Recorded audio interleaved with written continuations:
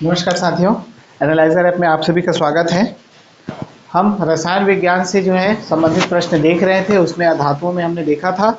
आज हम देखेंगे अधातुओं से जो और महत्वपूर्ण प्रश्न है वो किस प्रकार के आते हैं। तो अधातुओं में आपका होता है हाइड्रोजन और उसके यौगिक से संबंधित जो है प्रश्न आज देखेंगे। हमने कार्बन और उसके यौगिक से संबंधित प्रश्न देख लिया था, आज देखेंगे हाइड्रोजन और उसके यौगिक से संबंधित प्रश्न। तो देरी नहीं करेंगे, चलिए शुरू करते हैं हमारा आज का सेशन। जल्दी से सभी लोग जुड़ जाइए, है ना। चलिए देखते हैं पहला प्रश्न। निम्नलिखित तत्वों में से किसमें न्यूट्रॉन नहीं होता है? ऑक्सीजन, नाइट्रोजन, हाइड्रोजन या तांबा में। पूछना चाह रहा है कि किसके नाभिक में न्यूट्रॉन नहीं होता है। तो इसका सही आंसर होगा आपका हाइड्रोजन। हाइड्रोजन में जो है आपका न्यूट्रॉन नहीं होता है इसके नाभिक में। हाइड्रोजन का परमाणु क्रमांक कितना होता है? हाइड्रोजन का परमाणु क्रमांक है आपका 1। और साधारणतः हाइड्रोजन समस्थानिक कौन सा? प्रोटियम में कोई न्यूट्रॉन नहीं होता है। और भारी हाइड्रोजन समस्थानिक जो है कौन सा है? ड्यूटेरियम है, इसमें 1 न्यूट्रॉन होता है, याद रखिएगा।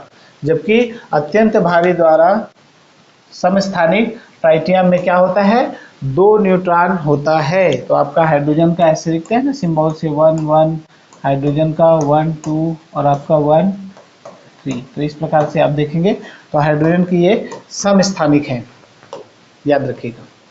चलिए प्रश्न क्रमांक दूसरा देखते हैं। दूसरा प्रश्न है आपका, भार के अनुसार पानी H2O में हाइड्रोजन की प्रतिशतता कितनी होती है? 44.45%, 5.55%, 88.89% और डी है आपका 11.11%। कमेंट करके जल्दी से इसका आंसर दीजिए। ऐसे प्रश्न जो है बहुत इंपॉर्टेंट होते हैं, कितनी प्रतिशतता होती है। तो क्या होगा? भार के अनुसार पानी में H2O में हाइड्रोजन की प्रतिशतता होती है आपका 11.11% होती है, याद रखिएगा। कैसे होगा?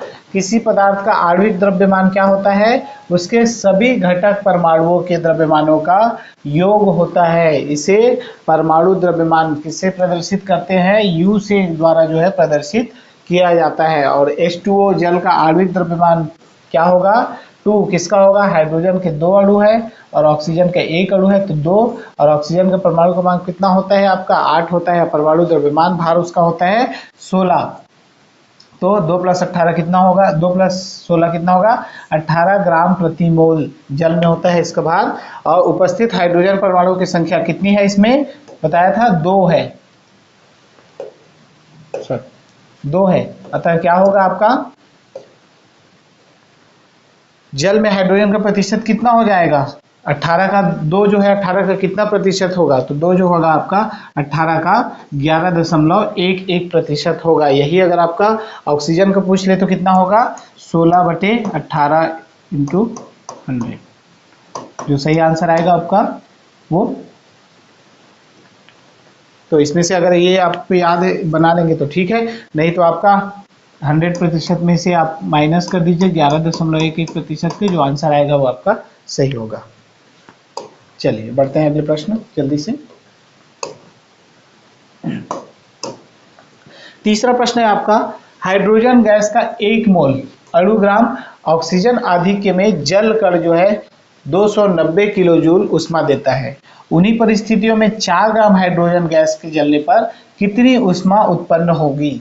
145 kilo joule, 290 kilo joule, 580 kilo joule या 1160 किलो जूल। कमेंट करके जल्दी से आंसर बताइए। थोड़ा न्यूमेरिकल है लेकिन अगर ध्यान देंगे तो बहुत अच्छे से बन जाएगा ये प्रश्न। क्या होगा इसका सही आंसर बताइए जल्दी से।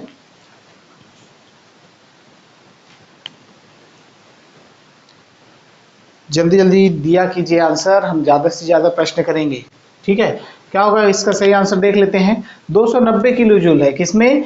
1 मोल अणुग्राम ऑक्सीजन आधिक्य में जल कण 290 है। और जल का फॉर्मूला क्या होता है आपका? H2O होता है। इसका मतलब क्या है कि 290 एक कण में है तो हाइड्रोजन का 2 अणु होता है और उसमें कितना दिया है? 290 है। हाइड्रोजन का 2 अणु देता है, 2 ग्राम है इसमें। अगर इसमें पूछा जाए ऐसी परिस्थिति में 4 ग्राम हाइड्रोजन, तो H2 का इतना मान है तो H4 का कितना हो जाएगा? 290 × 2 अर्थात कितना हो जाएगा? 580 किलो जूल हो जाएगा। देखिए H2 हाइड्रोजन का 1 मोल होता है। H2 H2 जिसमें हाइड्रोजन की मात्रा 2 है। ठीक है, एक मोल होता है हाइड्रोजन का, एक मोल 2 ग्राम के बराबर होता है, तो 4 ग्राम में उत्पन्न ऊर्जा कितनी हो जाएगी, 290 गुणा 2 जो कितना हो जाएगा 580 किलो जूल। चलिए प्रश्न क्रमांक 4 देखते हैं। चौथा प्रश्न है हाइड्रोजन को जलाने से क्या बनेगा, ऑक्सीजन, राख, मिट्टी या पानी। सभी आंसर दिया कीजिए, आंसर देने से ही पता चलेगा कि आप सही बना पा रहे हैं कि नहीं बता पा रहे हैं, तभी ना पढ़ पाएंगे भाई। कमेंट जरूर कीजिए, कितना सही कितना गलत है इसको आपको आकलन करना है खुद से, तो उसके लिए कमेंट बहुत ज़रूरी है। क्या होगा इसका सही आंसर आपका, हाइड्रोजन को जलाने से ऑक्सीजन बनेगी, नहीं, ऑक्सीजन नहीं बनती है, हाइड्रोजन को जलाने पर आप याद रखिएगा पानी बनता है। सही आंसर होगा इसका पानी, ऑप्शन नंबर डी। हाइड्रोजन बिना हवा की उपस्थिति में नहीं जल सकती है, और यदि हवा की उपस्थिति में हाइड्रोजन को जलाया जाएगा तो वह क्या होगा, ऑक्सीजन के साथ प्रतिक्रिया करके जल का निर्माण करेगी। H2 को जलाया जाएगा, ऑक्सीजन के साथ जलती है और क्रिया करके क्या बनाती है, H2O। ठीक है, पानी बनाती है। चलिए देखते हैं अगला प्रश्न। प्रश्न क्रमांक 5 है निम्नलिखित ईंधनों में से कौन सा न्यूनतम वायु प्रदूषण करता है, मिट्टी का तेल, हाइड्रोजन, कोयला या डीजल। न्यूनतम वायु प्रदूषण करने वाला कौन सा है, इनमें से बताना है, जल्दी से आंसर दीजिए। कौन सा सबसे कम प्रदूषण करता है इसमें, याद रखिएगा सही आंसर होगा आपका हाइड्रोजन जो है न्यूनतम वायु प्रदूषण करता है, याद रखिएगा।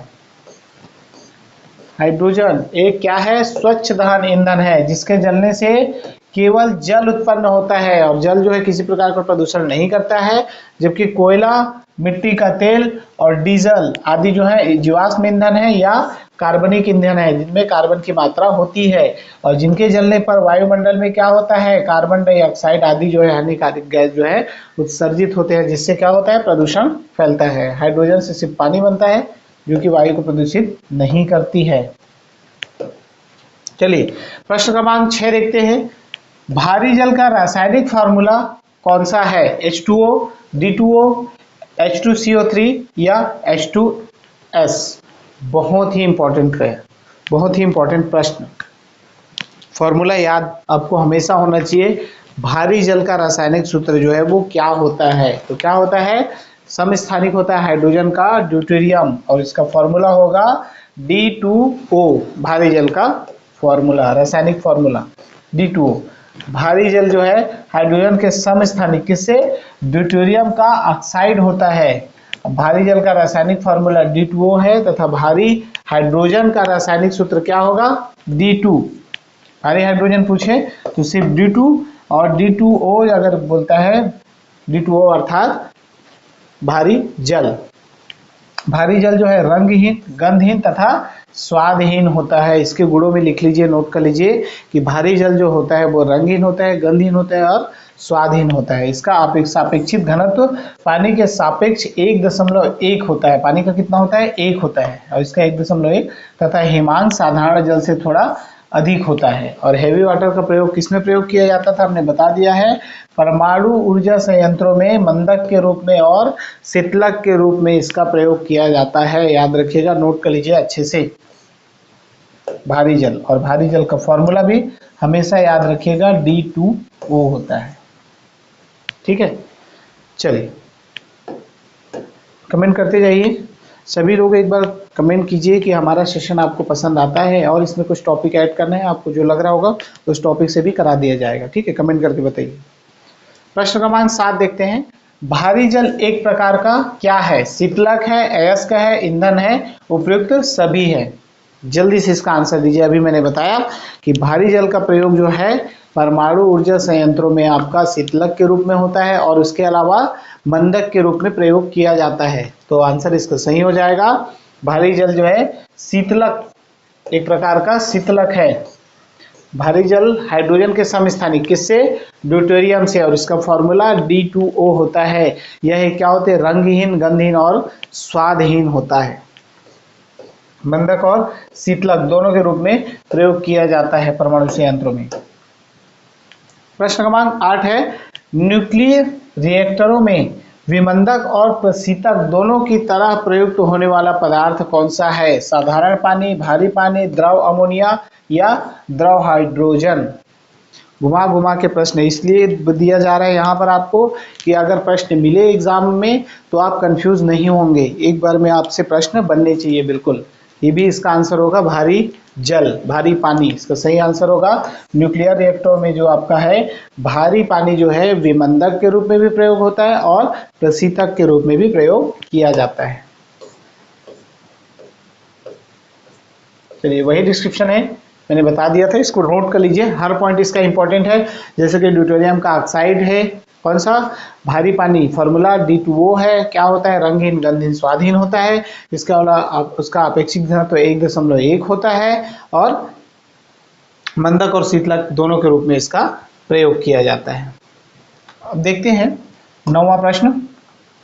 प्रश्न क्रमांक 9 है, गुरु जल क्या है? ऑक्सीजन और हैवी हाइड्रोजन, हाइड्रोजन और ऑक्सीजन, हाइड्रोजन और नवजात ऑक्सीजन और हैवी हाइड्रोजन तथा हैवी ऑक्सीजन। कमेंट कीजिए जल्दी से। गुरुजल, देखिए घुमा घुमा के प्रश्न है। गुरुजल का मतलब होता है आपका भारी पानी, वही है सेम है D2O। D2O क्या है आपका? इसका फॉर्मूला है भारी जल का, और इसमें क्या होता है? ऑक्सीजन नॉर्मल रहेगा और हैवी हाइड्रोजन रहेगा, तो इसका सही आंसर होगा कौन सा? कमेंट करके बताइए। ऑप्शन नंबर ए इसका सही होगा। देखिए ऑक्सीजन नॉर्मल होगा और हाइड्रोजन जो होगा वो उसका समस्थानिक ड्यूटेरियम यूज किया जाएगा, तो 9वें का आंसर हो जाएगा ऑप्शन नंबर ए। वही डिस्क्रिप्शन है जिसमें कि आपको बताया गया है। चलिए इससे एक और प्रश्न देखते हैं, इसको भी बनाना है। प्रश्न क्रमांक 10 है, भारी पानी वह पानी होता है जिसका तापमान 4 डिग्री सेल्सियस पर स्थिर रखा जाता है। बी है जिसमें कैल्शियम और पोटेशियम के अविरल लवण होते हैं। सी है आपका जिसमें हाइड्रोजन का स्थान आइसोटोप ले लेता है, और डी आपका जिसमें ऑक्सीजन का स्थान उसका आइसोटोप ले लेता है। कमेंट कीजिए इसका आंसर जल्दी से। घुमा घुमा के इसी प्रकार के प्रश्न पूछे जाएंगे। इसका सही आंसर होगा आपका ऑप्शन नंबर सी। क्या होगा? जिसमें हाइड्रोजन का स्थान आइसोटोप ले लेता है और उसका आइसोटोप समस्थानिक कौन सा? ड्यूटेरियम ले लेता है। ठीक है, इसका फॉर्मूला तो आपको रटना ही है, फॉर्मूला याद रखिए। आइसोटोप ले लेता है, देखिए कौन सा आइसोटोप? ड्यूटेरियम लेता है, वही डिस्क्रिप्शन है। इसलिए बार बार ऐसे प्रश्न कराए जा रहे हैं क्योंकि इससे प्रश्न पक्का है, एक प्रश्न बनेगा और इसको प्रश्न जो आप बनेगा तो उसको गलत नहीं करना है। नोट कीजिए इसको अच्छे से। प्रश्न क्रमांक 11 है, निम्नलिखित में से किसने भारी पानी की खोज की थी? Heinrich Hertz, H.C. Urey, G Mendel या जोसेफ प्रिस्टले? आंसर कमेंट में कीजिए कि भारी जल D2O की खोज किसने की थी। तो इसका सही आंसर होगा आपका उरे, याद रखिएगा H.C. उरे ने भारी जल की खोज की थी। फास्ट नहीं हो रहा है, आप लोग जो है पढ़ते जाइए इसको अच्छे से, और नहीं पढ़े हैं तो नोट करते जाइए इसको अच्छे से, टॉपिक को दोबारा पढ़िए, रिवाइज कीजिए। भारी पानी की खोजकर्ता अमेरिकी भौतिकी रसायनज्ञ हेराल्ड क्लेटन उरे, H.C. उरे शॉर्ट में को ने किया था। उन्होंने 1934 में उनको रसायन विज्ञान का क्या हुआ था? नोबेल पुरस्कार दिया गया था। तो उरे याद रखिएगा जो है भारी जल के खोजकर्ता है, आविष्कारक। प्रश्न क्रमांक 12 है, भारी पानी का अणुभार होता है 18, 20, 36 या 54?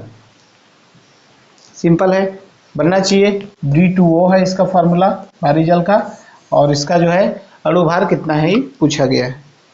तो आपको बता दूं, नॉर्मल पानी का अणुभार होता है आपका 18, और जो है भारी पानी का अणुभार होता है 20। क्यों? क्योंकि इसमें हाइड्रोजन का जो है हैवी हाइड्रोजन यूज किया जाता है। सामान्य जल का जो फॉर्मूला है वो आपका क्या है? H2O, ठीक है, और जो भारी पानी है उसका है D2O। ऑक्सीजन का होता है आपका 16, और इसमें हाइड्रोजन का हो गया 2 अणु है इसलिए 2, इसका हो जाएगा आपका 18। इसका डबल होता है तो 4 + 16 हो जाएगा आपका कितना? 20 हो जाएगा। वही लिखा गया है, कुछ और होता है, देख लेते हैं। भारी जल का अणुभार 20.030 ग्राम प्रति मोल होता है, जबकि साधारण जल का कितना होता है 18.016 ग्राम होता है। Note down.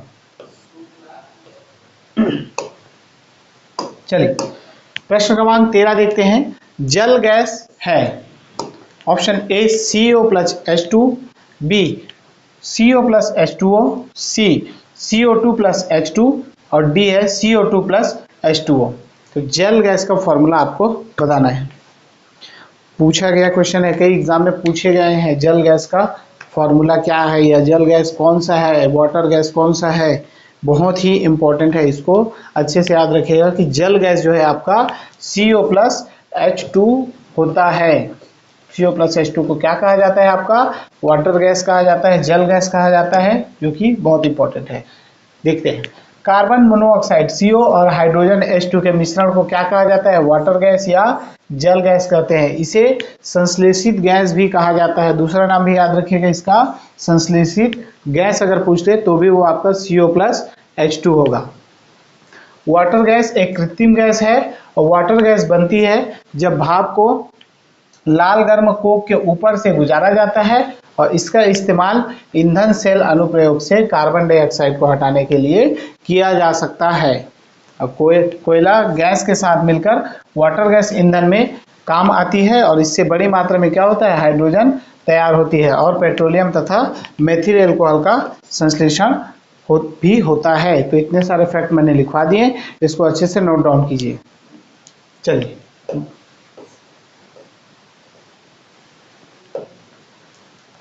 बढ़ते हैं अगले प्रश्न में। प्रश्न क्रमांक 14 है आपका, निम्नलिखित कथनों पर विचार कीजिए। कठोर जल उपयुक्त नहीं है पीने के लिए, साबुन से कपड़े धोने के लिए, बॉयलर्स में प्रयोग के लिए और फसल की सिंचाई के लिए कठोर जल का उपयोग नहीं पूछा गया है। कूट में आंसर दिया गया है, आपको कूट में चुनना है। ऑप्शन ए है 1 और 3, ऑप्शन बी है 2 और 3, ऑप्शन सी है 1, 2 और 4 और ऑप्शन डी है 1, 2, 3 और 4। याद रखिए कठोर जल उपयुक्त नहीं है, ये पूछा गया है। क्या होगा इसका सही आंसर, क्या होगा बताइए कमेंट करके सभी। देखिए कठोर जल जो है उसमें उसके लिए सल्फेट और होते हैं, सल्फेट मैग्नीशियम कैल्शियम के सल्फेट की वजह से वो क्या होता है, कठोर जल होता है, उसमें स्थायी कठोरता होती है जो कि उबालने से दूर नहीं होती है। तो इसके लिए क्या होगा, कठोर जल कौन कौन सी चीज़ों के लिए उपयुक्त नहीं है, पीने के लिए उपयुक्त नहीं होते हैं, बिल्कुल सही। साबुन से कपड़े धोने के लिए भी यह उपयुक्त नहीं होता है, बॉयलर में प्रयोग करने के लिए भी इसका प्रयोग नहीं किया जा सकता। इसके अलावा जो है फसल की सिंचाई के लिए भी यह उपयुक्त नहीं होती है। तो ऑप्शन नंबर डी इसका सही आंसर होगा कि किसके किसके लिए प्रयोग नहीं किया जाता है। चलिए देखते हैं, कठोर जल वह जल है जिसमें कैल्शियम और मैग्नीशियम की मात्रा ज्यादा होती है और जल की स्थायी कठोरता जो है कैल्शियम तथा मैग्नीशियम के क्लोराइड और सल्फेट के कारण होती है, जो मैंने आपको अभी थोड़ा देर पहले बताया। कठोर जल जो होता है पीने में लवणीय लगते हैं और कपड़ा धोने पर इनसे झाग उत्पन्न नहीं होता है, इसलिए उसके लिए उपयुक्त नहीं है। कपड़ा धोने के लिए यह अनुपयुक्त होते हैं। बॉयलर में उबालने पर कैल्शियम तथा मैग्नीशियम के लवण सतह पर आकर जम जाते हैं तथा वाष्पन की क्रिया में अवरोध उत्पन्न करते हैं, जिससे जो है उष्मा का संकेंद्रण जल में बढ़ जाता है और इसके अलावा बॉयलर विस्फोट करके टूट जाता है, इसलिए इसको बॉयलर में भी प्रयोग नहीं किया जा सकता। और कठोर जल फसल की सिंचाई हेतु भी उपयुक्त नहीं होती है। क्यों? क्योंकि फसल के जाइलम को अवरुद्ध कर देते हैं। क्यों? क्योंकि इसमें कैल्शियम और मैग्नीशियम के जो सल्फेट होते हैं वो जम जाते हैं, जिससे फसलें क्या हो जाती हैं, कुंठित हो जाती हैं। चलिए प्रश्न क्रमांक 15 है आपका, पानी की स्थायी कठोरता के लिए निम्न में से कौन उत्तरदायी है। ऑप्शन ए कैल्शियम और मैग्नीशियम क्लोराइड व सल्फेट, ऑप्शन बी कैल्शियम का बाइकार्बोनेट, ऑप्शन सी मैग्नीशियम का बाइकार्बोनेट, ऑप्शन डी सिल्वर तथा पोटेशियम के क्लोराइड्स।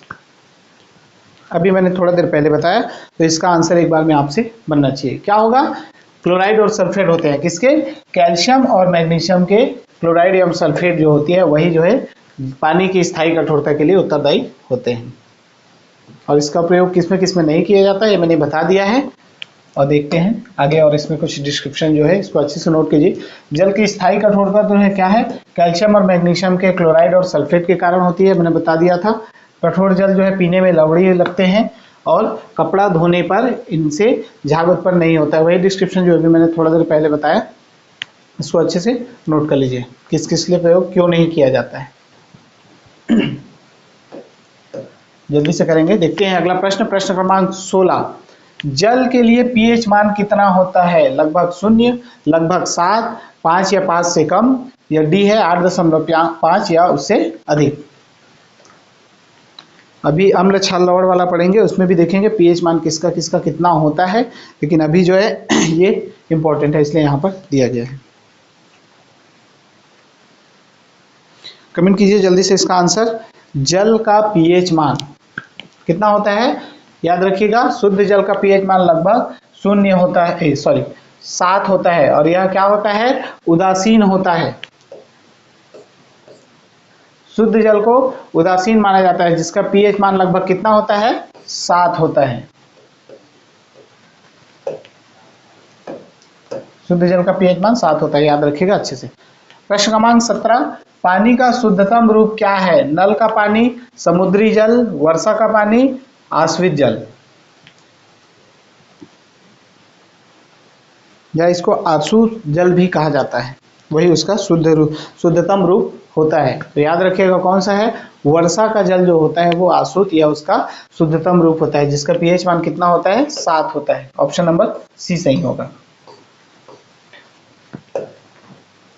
देख लेते हैं, वर्षा का पानी जल का शुद्ध रूप है, इसका पीएच मान कितना होता है? 7 होता है। और पृथ्वी पर पाए जाने वाले पानी में अम्लीय तथा क्षारीय पदार्थ घुले हुए होते हैं, जिससे पानी का जो क्या होता है, पानी जो है अशुद्ध हो जाता है, और अशुद्ध जल जो होता है वही उसका शुद्ध रूप होता है, जिसका पीएच मान 7 होता है। और ये क्या है? उदासीन होता है, ना अम्लीय है ना क्षारीय है, तो याद रखिएगा। ठीक है, चलिए जल्दी करते हैं। फास्ट नहीं हो रहा है, आप लोग स्लो पढ़ रहे होंगे, इस वजह से एक एक बार में आपको बनना चाहिए। ऐसे टॉपिक नहीं बन रहा है तो इसको फिर से पढ़िए और इसको अच्छे से नोट कर लीजिए, इंपॉर्टेंट फैक्ट लिखवा रहा हूँ। प्रश्न क्रमांक 18, पानी आयनिक लवण का सुविलायक है क्योंकि उसका क्वथनांक उच्च है, उसका द्विध्रुव आघूर्ण अधिक है, उसकी विशिष्ट ऊष्मा अधिक है, उसका कोई रंग नहीं है। कमेंट करके इसका आंसर दीजिए।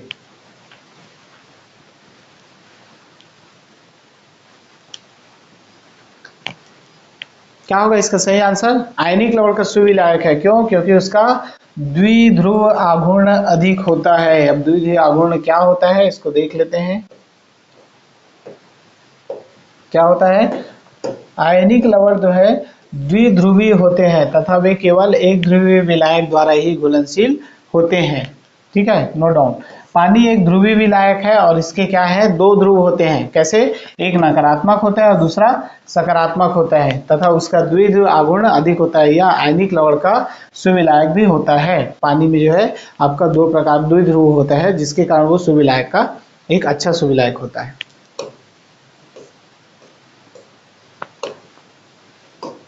जहां डाउट हो रहा है आप बिल्कुल पूछ सकते हैं। हमारा जो है व्हाट्सएप नंबर आपको दे देता हूं, इस नंबर पे आप व्हाट्सएप कर सकते हैं।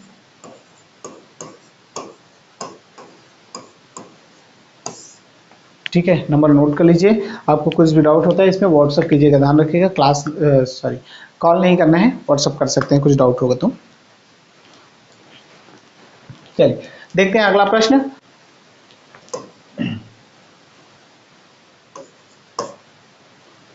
ठीक है, व्हाट्सएप कीजिए। प्रश्न क्रमांक 19, निम्नलिखित में से कौन सी गैस पीने के पानी को शुद्ध करने के लिए प्रयोग में लाई जाती है? Helium, chlorine, fluorine, carbon dioxide. Comment कीजिए इसका आंसर जल्दी से। सरल है प्रश्न।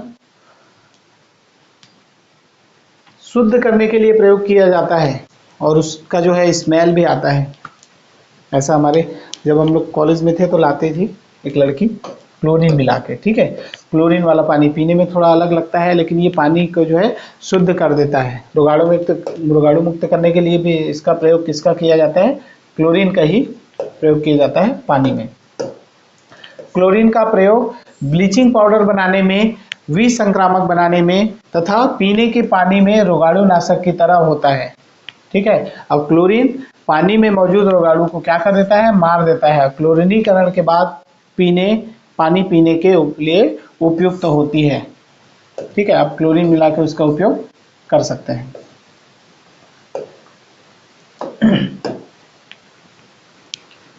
चलिए फटाफट कर रहे हैं, ज़्यादा से ज़्यादा प्रश्न कवर करेंगे। अधातुओं से संबंधित, अधातुओं से बहुत सारे प्रश्न पूछे जाते हैं, इसलिए हाइड्रोजन को इससे देख रहे हैं। प्रश्न क्रमांक 20 देखते हैं। समुद्री जल को शुद्ध जल में किस प्रक्रिया द्वारा बदला जा सकता है? प्रस्वेदन, उत्फुलन, विद्युत पृथक्करण या उत्क्रम परासरण?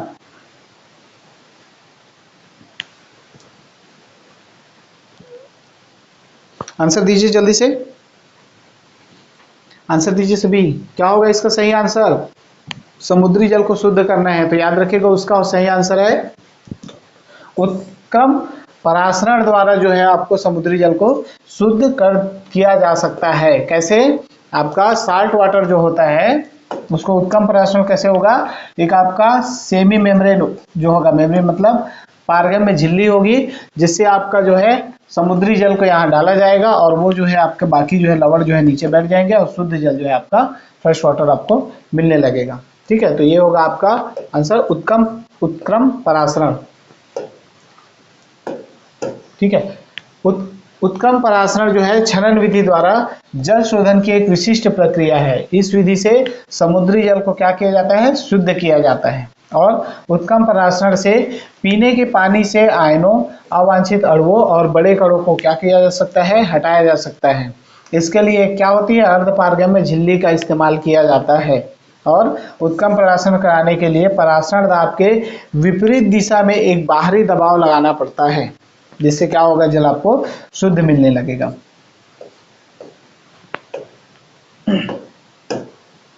ठीक है, तो याद रखिएगा समुद्री जल को अगर शुद्ध करना है तो उत्क्रम परासरण विधि द्वारा ही उसको शुद्ध किया जा सकता है। प्रश्न क्रमांक 21 है आपका, 21 देखते हैं।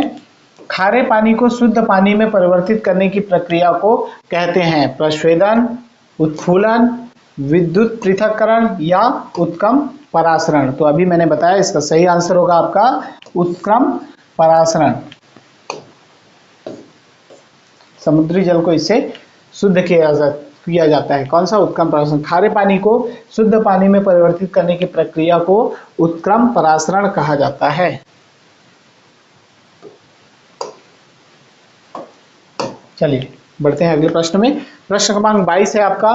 फिटकरी गंदले पानी को किस प्रक्रिया द्वारा स्वच्छ करती है? अवशोषण, अधिशोषण, स्कंदन या अपोहन?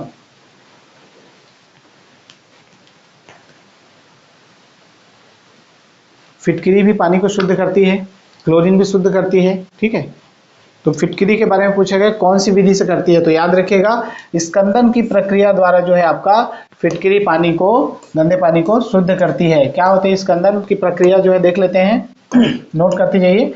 रासायनिक स्कंदन एक ऐसी प्रक्रिया है जिसमें अस्थिर कणों को बड़े आकार के कणों में संकुलन होता है। इसे उड़न भी कहा जाता है। फिटकरी में देखे होंगे जब पानी में आप फिटकरी डालेंगे तो वो बड़े कणों का आकार रूप ले लेगी। ठीक है, और स्कंदन के दौरान क्या होगा?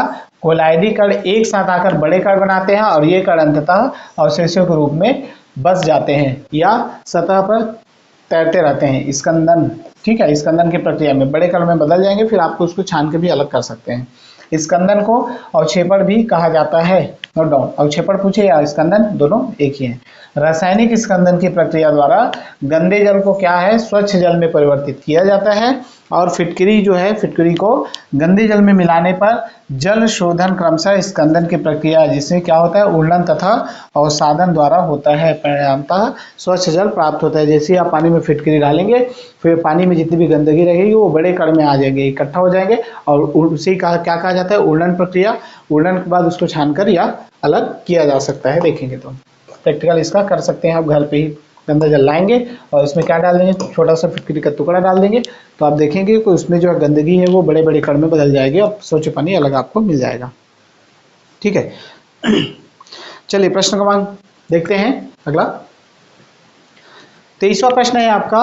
वनस्पति तेल से वनस्पति घी बनाने में प्रयुक्त होने वाली गैस कौन सी है? हाइड्रोजन, ऑक्सीजन, नाइट्रोजन या कार्बन डाइऑक्साइड? हाइड्रोकार्बन में इसको और अच्छे से पढ़ेंगे। इसका आंसर भी दीजिए कि वनस्पति तेल से वनस्पति घी बनाने में कौन सी गैस प्रयुक्त होती है। इसका सही आंसर होगा आपको कौन सी गैस प्रयुक्त की जाती है भाई, हाइड्रोजन। याद रखिएगा, हाइड्रोजन गैस जो है वनस्पति तेल से वनस्पति घी बनाने में प्रयुक्त होने वाली गैस है। वनस्पति तेलों से वनस्पति घी हाइड्रोजनीकरण की प्रक्रिया द्वारा जो है बनाया जाता है। प्रक्रिया भी याद रखिएगा, प्रक्रिया का नाम है हाइड्रोजनीकरण। निकेल बारीक चूर्ण जो होता है उत्प्रेरक की उपस्थिति में इसका वनस्पति तेलों के साथ हाइड्रोजन वसा बनाती है और यह क्रिया तेलों का हाइड्रोजनीकरण कहलाता है। इसका फॉर्मूला भी आता है, आपको जब मैं हाइड्रोकार्बन बताऊंगा तो उसको अच्छे से लिखवा दूंगा, उसको नोट कर लीजिएगा। वनस्पति तेल और उसका हाइड्रोजन के साथ क्रिया करने पर आपको वनस्पति घी प्राप्त हो जाता है। ठीक है, प्रश्न क्रमांक 24 है, वनस्पति तेलों का हाइड्रोजनीकरण में निम्नलिखित में से किस उत्प्रेरक का उपयोग किया जाता है, जस्ता, प्लेटिनम, निकेल या लोहे का। तो अभी जस्ट थोड़ा देर पहले मैंने बताया इसका सही आंसर सभी का आना चाहिए, सभी का सही आंसर आना चाहिए इसमें। अभी थोड़ा देर पहले बताया कि निकल का प्रयोग जो है आपका किसके उत्प्रेरक के रूप में प्रयोग किया जाता है, निकल। ठीक है, निकेल के उत्प्रेरक की उपस्थिति में गर्भ वनस्पति तेलों के साथ हाइड्रोजन वसा बनाती है। यह क्रिया जो है तेलों का क्या कहलाता है, हाइड्रोजनीकरण कहलाता है। और वनस्पति तेलों से वनस्पति घी हाइड्रोजनीकरण द्वारा बनाया जाता है। इसका फॉर्मूला देख लीजिए, वनस्पति तेल हाइड्रोजन के साथ क्रिया करके आपका वनस्पति घी बनाते हैं। यहाँ पर उत्प्रेरक के रूप में आपका कौन सा यूज होगा, निकल यूज किया जाएगा। याद रखिएगा, आप पूछ रहे हो उत्प्रेरक, अब क्रिया में भाग नहीं लेता है उत्प्रेरक। उत्प्रेरक क्या करता है, अभिक्रिया को बढ़ाने का काम करता है। चलिए प्रश्न क्रमांक 25 देखते हैं। 25 है, हाइड्रोजनीकरण प्रक्रिया इनमें से किस से जुड़ी हुई है, रबर, पेट्रोलियम, कॉपर या खाद्य वसा से। सही आंसर आना चाहिए सभी का, सभी आंसर दीजिए। देखिए आप कमेंट कर रहे हैं वो अच्छी बात है, कमेंट गलत होगा कोई दिक्कत नहीं है, आपको दोबारा पढ़िए और फिर से आप उसको बनाइए ताकि आपका सही हो। गलत हो जाता है कोई दिक्कत नहीं, कमेंट करना। क्या होगा इसका सही आंसर आपका, खाद्य वसा। वनस्पति घी अभी पढ़ा ना, हाइड्रोजनीकरण की प्रक्रिया जो है आपका खाद्य वसा से जुड़ी हुई है। हाइड्रोजनीकरण प्लेटिनम, पैलेडियम या निकेल जैसे उत्प्रेरक की उपस्थिति में तत्व या यौगिक और आणविक हाइड्रोजन H2 के बीच एक रासायनिक प्रतिक्रिया है।